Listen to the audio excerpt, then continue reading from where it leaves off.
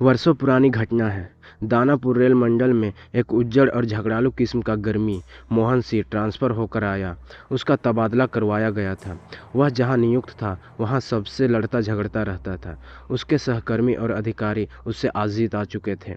उनकी कई शिकायतों के बाद उसका तबादला किया गया था।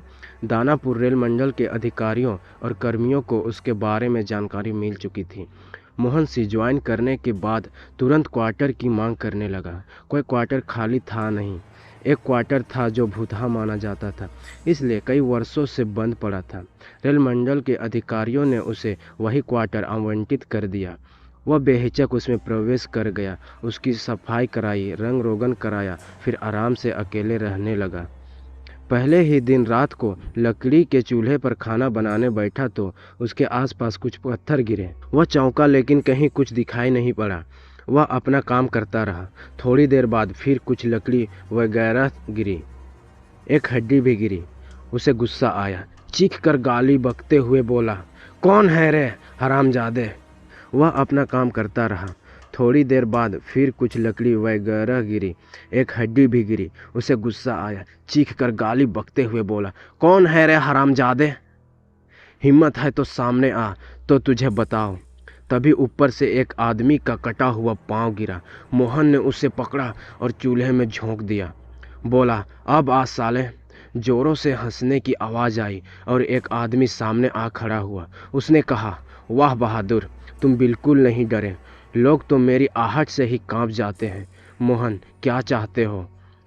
किस लिए ये सब कर रहे हो? व्यक्ति, मुझे तुमसे बहुत ज़रूरी काम कराना है। तुम हिम्मती हो, इसलिए तुम्हें विश्वास है कि तुम कर सकते हो। मोहन, क्यों करूं तुम्हारा कोई काम? मुझे इससे क्या फ़ायदा होगा? तुम मेरा काम करोगे तो मैं तुम्हारा एक काम कर दूंगा। तुम जो भी चाहो, साथ में कुछ इनाम भी दूंगा। क्या मेरा तबादला वापस पुरानी जगह करा सकते हो? बिल्कुल करा दूंगा, वादा करता हूँ।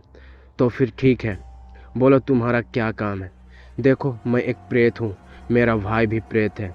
उसे एक तांत्रिक ने कैद कर लिया है।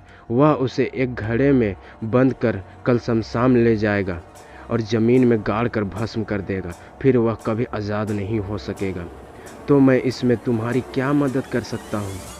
तुम अगर घड़ा को तोड़ दोगे तो वह आज़ाद हो जाएगा। यह काम तुम क्यों नहीं कर लेते? तांत्रिक के बंधन के कारण कोई प्रेत यह काम नहीं कर सकता। उसकी शक्ति काम नहीं करेगी। मनुष्य यह काम कर सकता है, इसलिए मैं कोई साहसी आदमी ढूंढ रहा था। ठीक है, मैं यह काम कर दूंगा, लेकिन मेरा तबादला कब कराओगे? मेरा काम होने के एक हफ्ते के अंदर तुम्हारा काम हो जाएगा। तुम्हें दूर से पत्थर मारकर घड़ा फोड़ देना है। कब चलना है?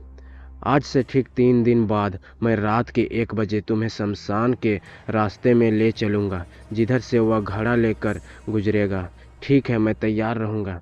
तीसरे दिन रात के वक्त प्रेत नियमित समय पर आया और मोहन को लेकर सुनसान इलाके में ले गया।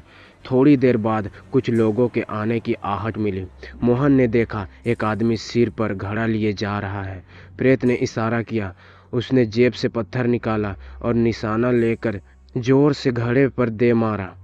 निशाना सटीक बैठा। घड़ा फूट गया।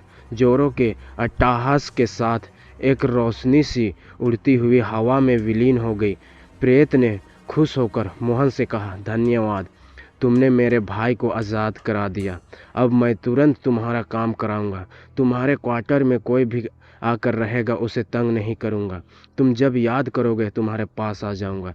अगले दिन रेल मंडल के कार्मिक विभाग के अधिकारी के पास प्रेत पहुंचा और मोहन का तबादला करने को कहा। अधिकारी ने आनाकानी की और पूछा कि तुम कौन हो? तुम्हारी पैरवी क्यों सुनूं? प्रेत ने कहा कि सोच विचार कर लीजिए, मैं फिर मिलूंगा। इसके बाद वह गायब हो गया। अधिकारी हैरान रह गया कि वह अचानक गायब कैसे हो गया। उसी रात अधिकारी जब अपने क्वार्टर में सोया हुआ था, प्रेत ने उसे झकझोर कर उठाया।